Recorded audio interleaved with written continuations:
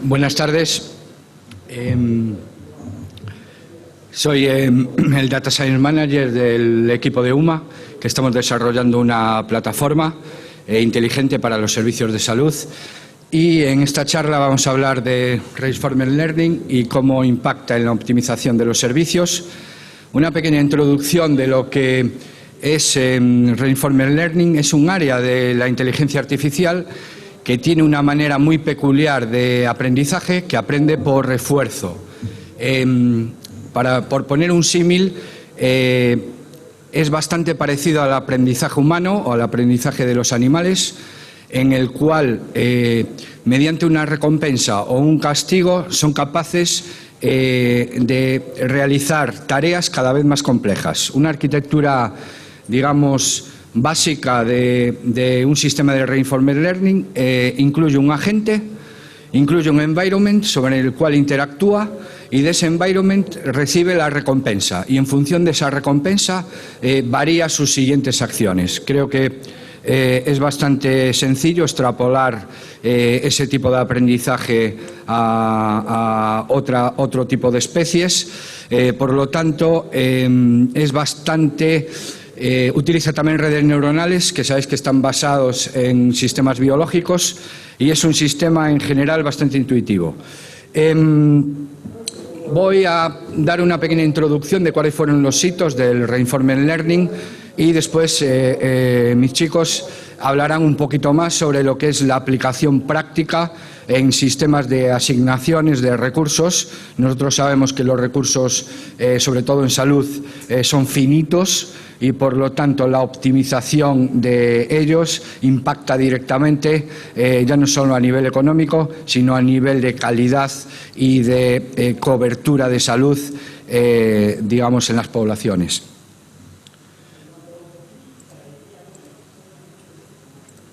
Si me pasa, vale. Uno de los... Bueno, hay una compañía en el Reino Unido que se llama DeepMind, que es la que está desarrollando, digamos, en la práctica todos los sistemas de Deep Learning. Hace unos años publicó en la revista Nature el primer DQN, el primer agente de Reinforcement Learning.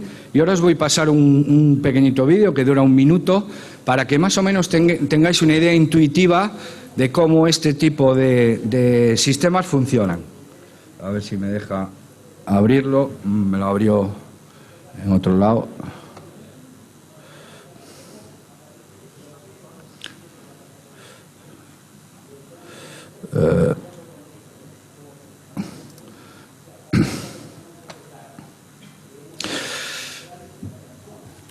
Bien, es uno de los juegos de Atari de los años 80 y 90, se llama Breakthrough en inglés, y básicamente, como vais a ver, tenían un joystick abajo con una pelotita y una serie de cajitas en los cuales tenía que impactar la pelota para separarlos, ¿no?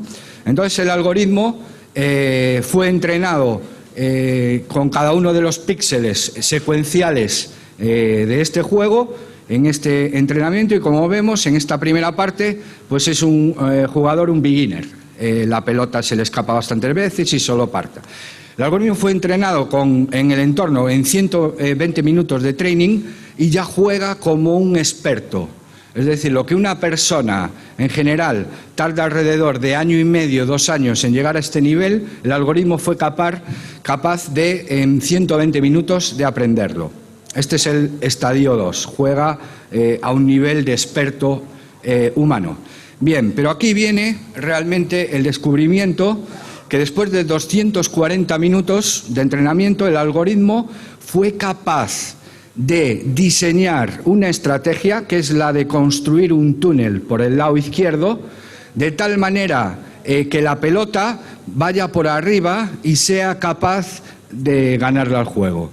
Esto es un ejemplo de cómo es capaz de, a partir de datos crudos, lo que nosotros llamamos, no lleva ningún preprocesado, no lleva ningún tipo de embedding, no lleva, digamos, en ese aspecto ninguna regla, que es una de las diferencias del Reinforcement Learning, que no son sistemas basados en reglas, en codificaciones, sino que son capaces a partir del reward de construir su propia lógica, como en este caso la estrategia.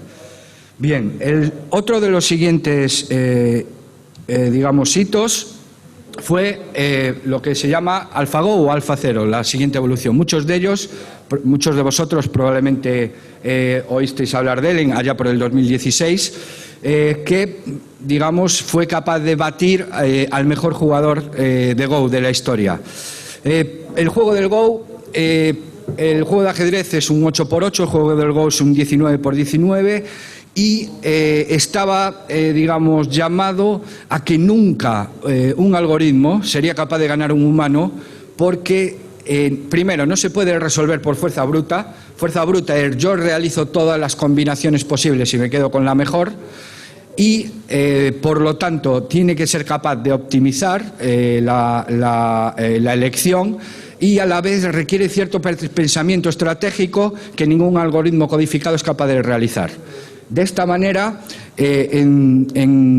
alrededor de 0 días, que fueron 16 horas de entrenamiento, alcanzó el nivel 0, es decir, empieza realizando movimientos ilegales. Después de 3 días fue capaz de superar el conocimiento humano en el juego y, bueno, al final, después de 40 días, en el eje Y está la escala de Elo, que es cómo se miden en este tipo de juegos la inteligencia o el nivel de cada uno de los jugadores. No voy a pasar el vídeo porque ando un poquito justo de tiempo. Bueno, y por último, el tercer estadio es el StarCraft, que es un juego imperfecto, los cuales no se conoce, digamos, todas las variables del sistema. Es la vida real, por decirlo de alguna manera, un jugador contra otro, tú no sabes lo que va a hacer el otro para rehacerlo. Bueno, y fue capaz de batir a los jugadores profesionales. Básicamente, los 3 hitos están un poquito aquí. El eje X, en este caso, es la complejidad del sistema. Los de Atari son casi perfectos. El Go es un juego perfecto, como el ajedrez. Sin embargo, el StarCraft es un juego imperfecto. Tiene que ver con el conocimiento de las variables y el número de movimientos y el tamaño del espacio de la acción. O sea, no es un tema de cálculo. Es imposible calcular 10 elevado a 26 en un tiempo medianamente razonable. Por lo tanto, se esboza la inteligencia artificial en estos algoritmos. Ahora os dejo con Federico, que os veréis un caso práctico de esta aplicación.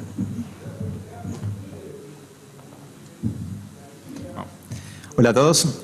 Bueno, ¿qué tiene que ver esto que contó Jorge con la salud, ¿no? Nosotros lo que empezamos a hacer es aplicar este tipo de metodologías a la optimización de recursos de particularmente traslados sanitarios. Nosotros todos los días tenemos una programación de traslados de un paciente que tiene que ir de un punto A a un hospital, una clínica, un consultorio, un colegio tal vez.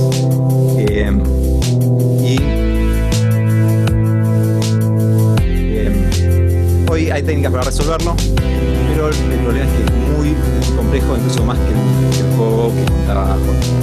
Por ejemplo, si nosotros tenemos que recorrer 10 puntos en la ciudad, la cantidad de posibles soluciones para recorrer esos 10 puntos son más de 3 millones. Solo 10 puntos. Agregamos una sola ubicación y ese número pasa de 3 millones a 40 millones. Sí, bueno, nos vamos a un número de como 100 nodos, 100 puntos geográficos, que no es algo tan cabellado en un caso como el de traslados sanitarios. Ya la cantidad de soluciones posibles es mayor incluso que la cantidad total de átomos que hay en el universo observable. Entonces, de vuelta, esto no se puede resolver por fuerza bruta o por métodos convencionales. Entonces nosotros decidimos adaptar la metodología del AlphaZero a este problema. ¿Qué diferencias hay? Principalmente hay 2 o 3 que implicaron que nosotros tuvimos que darle una vuelta de tuerca a las arquitecturas que se usan para resolver estos problemas. En primer lugar, la información que entra a los sistemas de inteligencia no tienen un tamaño fijo. O sea, el Go siempre tiene un tablero de 19 por 19, cambia el orden de las fichas, si hay más o menos, pero siempre es el mismo tablero. Y además tiene la misma cantidad de movimientos posibles. Hay 361 movimientos posibles. Algunos pueden ser correctos, otros no, pero siempre son los mismos. En cambio, en el enrutamiento de vehículos, eso cambia según la cantidad de puntos geográficos a recorrer. Entonces, por ejemplo, si tenemos 10 ubicaciones geográficas que tenemos que optimizar, también tenemos 10 acciones a tomar en cada momento de decisión. Si fueran 100, son 100, si fueran 90 y así. Y además, la información mejora a medida que avanzamos en la complejidad del proyecto. Entonces, tenemos que adaptar la arquitectura de la red neuronal que utiliza últimamente la FAO para que esto sea posible. Entonces, ¿cómo hicimos? Primero, en realidad, instauramos el problema. Nos sacamos estas cosas muy complicadas de encima para ver si el concepto funcionaba. Y básicamente tomamos una grilla de 10 por 10 posiciones, una cantidad de nodos fijo, y vimos que realmente utilizando redes neuronales y una técnica que se llama Monte Carlo Tree Search, podíamos encontrar las soluciones óptimas a los problemas. Pero bueno, obviamente queríamos ir un poco más allá. Entonces tuvimos que plantear algo que sea que tolere, digamos, tanto inputs como outputs de tamaño variable. Esto en realidad ya está en la industria más o menos resuelto, por ejemplo, con los algoritmos de traducción. O sea, el Google Translate recibe una oración, por ejemplo, cada palabra es un input y obviamente el tamaño es variable. Se decodifica a una representación vectorial. Esta luego se decodifica a una secuencia también de largo variable. ¿Cuál es el problema entonces? Nosotros podemos aplicar esto, obviamente, al tema del enrutamiento. Tenemos una n cantidad de nodos, de ubicaciones, y queremos el orden óptimo de esos nodos. La diferencia con el problema de la traducción es que en cada ítem tenemos que generar el tamaño depende del input. Es decir, si tenemos 10 nodos, hay 10 posibilidades. Eso no está considerado en la traducción, que siempre el vocabulario tiene el mismo tamaño. Entonces, utilizamos otro tipo de arquitectura que se llama Pointer Network, y básicamente utiliza lo que se llama un sistema de atención en el cual se realimenta la salida con el input de entrada. Y en eso es en lo que estamos trabajando y buscando optimizar el enrutamiento de vehículos. Pero bueno, esta es la parte técnica y lo que realmente nos importa a nosotros es poder, a partir de esto, fabricar un producto que sea realmente increíble para el usuario. Entonces ahora Fernando nos va a contar un poco cómo impacta esto en la vida del usuario.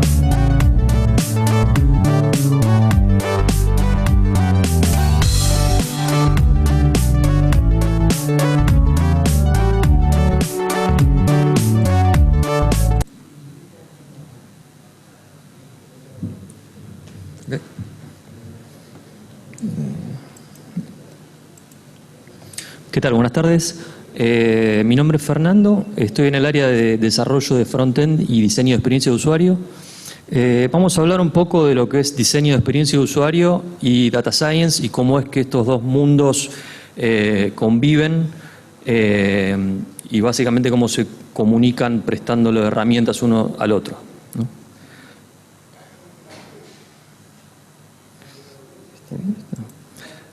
Bueno, en primer lugar me gustaría dar una base de lo que es experiencia de usuario. Probablemente ya lo sepan esto, pero está bueno como refrescarlo un poco. Los usuarios son indiferentes a qué es lo que pasa detrás de las aplicaciones que construimos.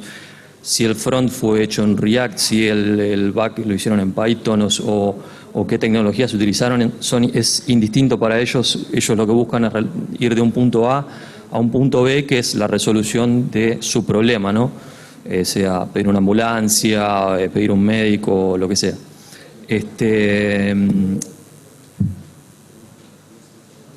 eso como qué tan eficiente sea esa comunicación que el usuario tiene con la plataforma es lo que va a determinar qué tan bien hicimos el diseño de esa experiencia de usuario, qué tan bien la construimos y qué herramientas utilizamos para construirla, ¿no? Acá, como podemos ver, estuvimos trabajando con plataformas las cuales toman como herramienta, el diseño de la experiencia de usuario toma como herramientas elementos de data science, elementos de inteligencia artificial para mejorar esa experiencia que tiene el usuario a la hora de ir progresando de un punto a otro. Un caso muy común es el hecho de que encontramos que los formularios son bastante engorrosos en muchos casos a la hora de avanzar los usuarios y a la hora de llegar a una finalización. Hay muchos casos en los cuales, por ejemplo, la documentación es bastante complicado validarla y hoy tenemos una herramienta. Antes teníamos que subir un documento para validar que un médico sea médico, que el médico que está atendiendo sea efectivamente quien dice ser.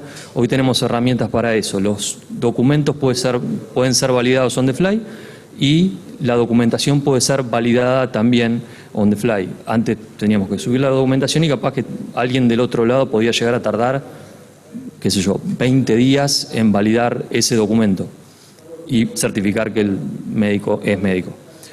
Acá les voy a mostrar, tenemos dos ejemplos. Hace un rato les comenté que la experiencia de usuario a veces toma como herramienta Data Science y a veces pasa al revés. A veces es Data Science quien toma prestado herramientas de experiencia de usuario como para construir plataformas y demás. Acá tenemos dos ejemplos. Uno es de una validación de firma. La validación de firma la podemos utilizar para certificar una firma y eso puede acelerar muchísimo el proceso de un onboarding, por ejemplo. En el otro lado tenemos la validación de un rostro. Eso hoy en día ya la validación de rostros es algo que ya se toma casi como si fuera una huella digital. Por ende acelera muchísimo los procesos. Nosotros en un doctor online, por ejemplo, necesitamos saber si el médico que está atendiendo es efectivamente quien dice ser. Y después el otro caso es el inverso, que acá tenemos el ejemplo de una plataforma que estamos construyendo, que es Doctor Online. En este caso pasa al revés. No es la experiencia de usuario quien toma prestado elementos de Data Science, sino es al revés. Esta plataforma no existiría si no fuera por Data Science. Está construida en base a lo que es inteligencia artificial. Está constantemente, en cuanto el médico trabaja con la plataforma, constantemente puede proveerle de diagnósticos preventivos al médico para que el médico pueda recibir ayuda y elevar de esa forma el estándar del servicio. Si es un médico que puede ser un poco junior o que está recién empezando, lo puede subir bastante. Y si es un médico muy experimentado, el médico también tiene la posibilidad de interactuar con la plataforma y decirle, mira, es posible, si la plataforma le dice, hay un 80% de probabilidad de que esta persona esté teniendo una migraña, y el médico puede frenar y decir, este caso no es tan orientado a una migraña, y de esa forma la inteligencia puede reconstruir ese modelo y orientarlo en otro lado. Y un poco, ¿estamos? Bueno, le voy a dar, va a continuar Jessica, y eso sería todo. Muchas gracias por el tiempo.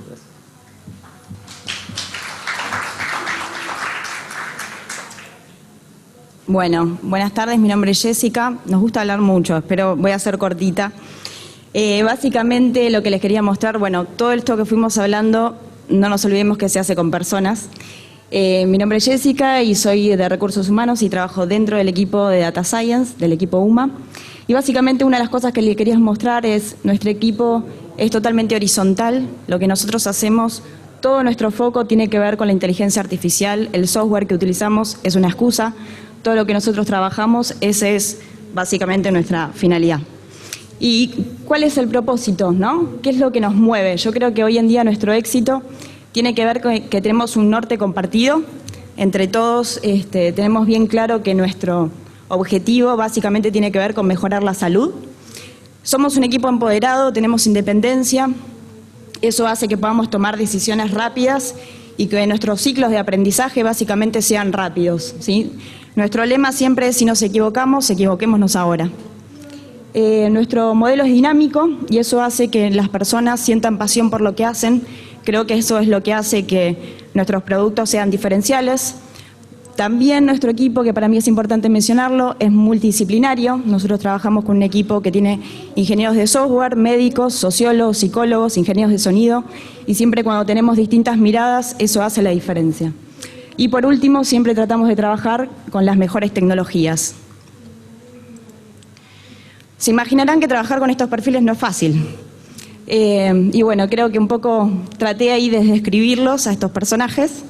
Tienen que ver con que tienen pasión por los retos. Todos tienen visión de liderazgo y sobre todo la visión futurista y global y siempre internacional. Siempre hablando de lo que tiene que ver con productos a grandes escalas y universales. Somos innovadores y creemos en la creatividad tecnológica. Tenemos mucha capacidad de adaptación y sobre todo pensamiento analítico y aprendizaje constante. Muchas gracias por su tiempo.